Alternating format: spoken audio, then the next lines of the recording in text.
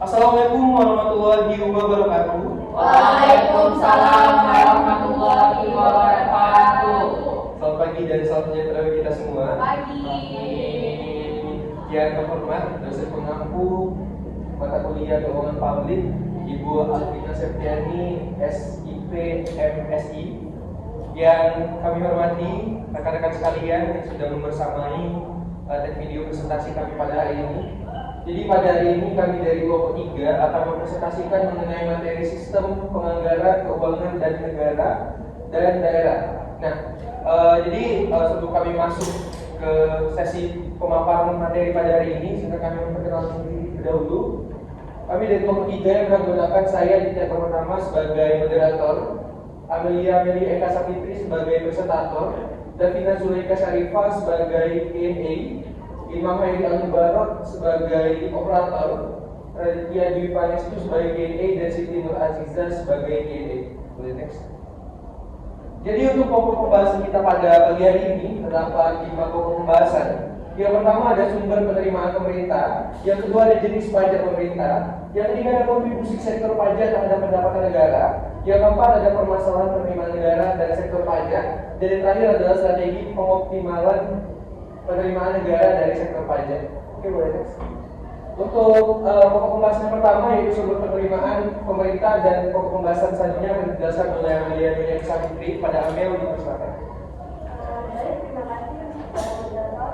Di sini saya akan menjelaskan tentang sumber penerimaan pemerintah, yang di mana sumber penerimaan pemerintah dapat dibedakan menjadi dua jenis utama, yaitu penerimaan dalam negeri dan penerimaan luar negeri. Adapun ada juga tambahan yaitu penerimaan daerah. Penerimaan dalam negeri merujuk pada pendapatan yang dikelola dari kegiatan ekonomi domestik atau dari wilayah negara tersebut. Penerimaan luar negeri biasanya terkait dengan bantuan atau pinjaman yang diterima dari luar negeri untuk mendanai kegiatan pembangunan. Dengan penerimaan daerah dan penerimaan dari pemerintah pusat, pemerintah daerah juga memiliki sumber penerimaan yang terdiri dari PAD, baru dan DAP. Selanjutnya adalah jenis pajak pemerintah. Pajak adalah kontribusi wajib yang dibayar oleh individu atau kepada pemerintah yang digunakan untuk membiayai keuangan publik dan keuangan negara. Pajak dibedakan dalam dua kategori utama, yaitu pajak langsung dan pajak tidak langsung. Pajak langsung adalah pajak yang dikenakan langsung kepada individu atau badan tidak dapat ditindak pihak lain. Contohnya kayak BPH, PBB, dan PKB. Selanjutnya ada pajak tidak langsung. Pajak tidak langsung adalah pajak yang dikenakan pada barang dan jasa dikonsumsi oleh masyarakat. Contohnya seperti BPN, PPNBM, dan sebagainya.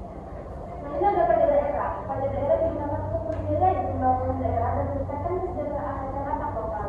Contohnya kayak pajak hotel dan restoran, pajak restoran, dan pajak hiburan.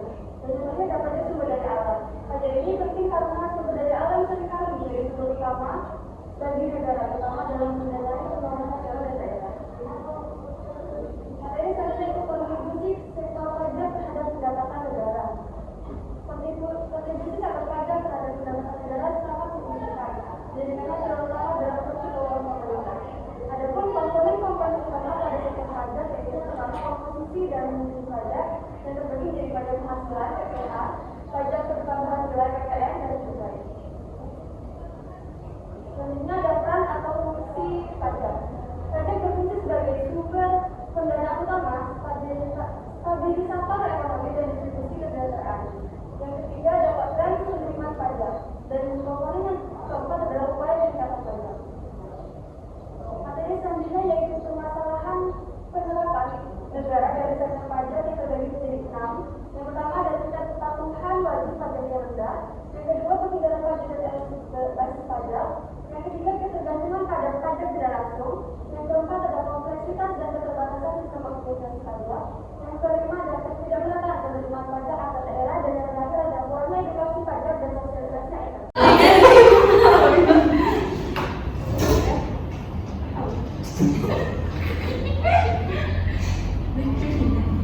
Baik, materi selanjutnya yaitu strategi mengoptimalkan penerimaan negara dari sektor pajak, yang terbagi menjadi 5, yaitu yang pertama peningkatan kepatuhan wajib pajak, yang kedua digitalisasi dan modernisasi optimalisasi sistem perpajakan.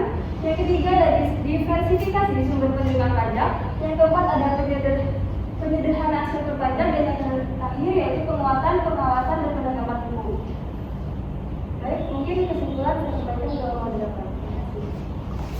Terima kasih Amelia dari Kak Fitri atas pemaparan yang luar biasa. Jadi setelah pemaparan dari Amelia tadi, kita akan masuk ke sesi kesimpulan dan saran. Untuk kesimpulan sendiri, mulai dari materi sumber penerimaan pemerintah. Penerimaan pemerintah adalah sumber keuangan yang digunakan untuk membiayai pengeluaran negara, termasuk program pembangunan dan layanan publik. Sumber ini terbagi menjadi penerimaan dalam negeri dan luar negeri. Selain itu, pemerintah daerah memiliki sumber penerimaannya sendiri. Untuk materi selanjutnya yaitu jenis pajak pemerintah. Pajak adalah kontribusi wajib yang dibayarkan oleh individu untuk membiayai pengeluaran publik dan pembangunan negara. Pajak dapat dikelompokkan menjadi beberapa jenis, yaitu pajak langsung dan pajak tidak langsung, serta pajak daerah dan pajak sumber daya alam. Untuk materi kontribusi sektor pajak terhadap pendapatan negara, untuk meningkatkan penerimaan pajak, pemerintah mengadopsi berbagai reformasi, termasuk digitalisasi layanan perpajakan, pengawasan basis pajak ke sektor informal dan ekonomi digital, serta pemberian insentif pajak untuk mendorong investasi di sektor strategis seperti energi terbarukan.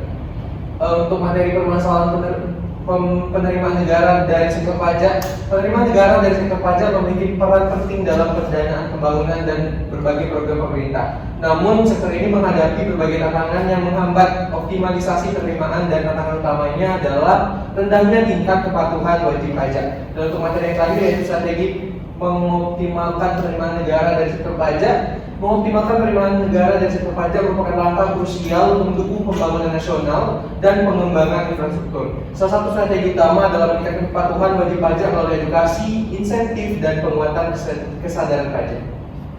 Selanjutnya yaitu ada saran dari kami untuk materi pada hari ini, yaitu sumber penerimaan pemerintah. Sebagai mahasiswa, kita mesti mempelajari dan memahami berbagai sumber penerimaan pemerintah baik dari dalam maupun luar negeri. Untuk memahami bagaimana negara membiayai pembangunan, jadikan pengetahuan ini sebagai dasar untuk mendukung kebijakan fiskal yang berkelanjutan. Untuk materi selanjutnya itu jenis pajak pemerintah. Sebagai mahasiswa, memahami kewajiban perpajakan yang relevan agar bisa menjadi wajib pajak yang patuh di masa depan. Kenali jenis pajak, baik secara langsung maupun tidak langsung, serta pajak daerah dan sumber daya alam. Untuk kontribusi sektor pajak terhadap pendapatan negara, sebagai mahasiswa kita semua haruslah mampu meningkatkan kesadaran akan peran besar pajak dalam mendanai program pembangunan negara, dan dorong teman-teman kita serta komunitas untuk menghargai pentingnya membayar pajak. Untuk materi permasalahan penerimaan negara dan sektor pajak, sebagai mahasiswa adalah bagian dari solusi dengan memberikan gagasan kreatif untuk mengatasi permasalahan seperti adanya patuh pajak, misalnya melalui edukasi ataupun penelitian terkait reformasi perpajakan. Dan untuk materi terakhir, saran dari kami yaitu strategi mengoptimalkan penerimaan negara dan sektor pajak, yaitu sebagai mahasiswa kita harus mendukung strategi pemerintah seperti digitalisasi sistem perpajakan dengan mempromosikan dan menggunakan teknologi modern untuk meningkatkan efisiensi dan transparansi dalam laporan pajak. Ini adalah dasar pusaka dari materi yang kami paparkan tadi. Ini dari review kelompok 4. Oke, sekian pemaparan kami dari pada hari ini. Bagi teman-teman semua yang ingin bertanya, dipersilakan untuk raise hand. Oke, yang belakang dulu yang belum. Oke, terima kasih kepada kelompok 3 sudah mempersilahkan saya untuk bertanya. Jika